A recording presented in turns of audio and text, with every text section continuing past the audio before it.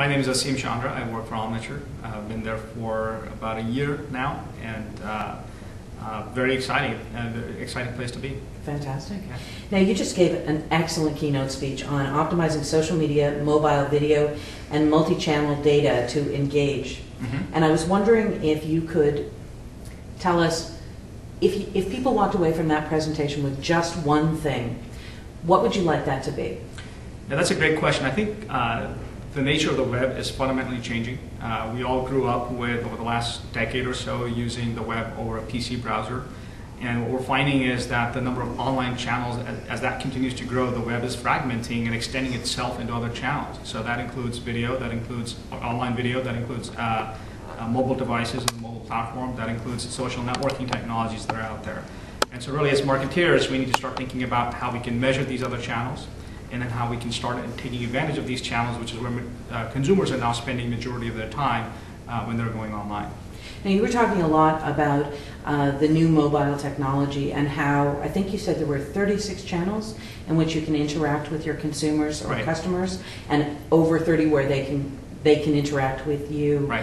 How do you perceive that as an opportunity for marketers in this space and their clients?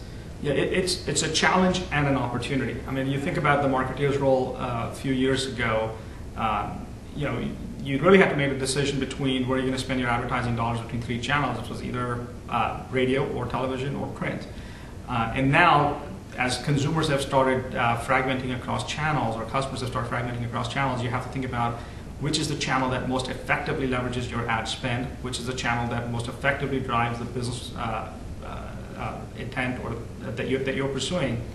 And so I think it really is a more complex task, but it also is more interesting because now you can engage visitors through a variety of different channels. Each channel has its own characteristics, so you can do a lot better if you understand those channels and the return that you get on your investment, provided you direct it the right way.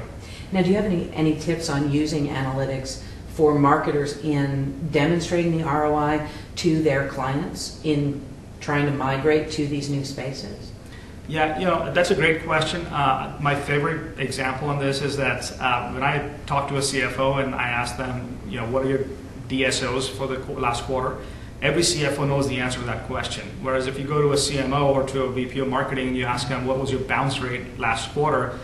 Most of them some of them may not know what it is, and those that do may have a very different interpretation of what that metric means to them. Interesting. And so my point of view on that is that I believe there's some ways for us to go as an industry to establish a common vocabulary that would be useful for marketeers and for executives.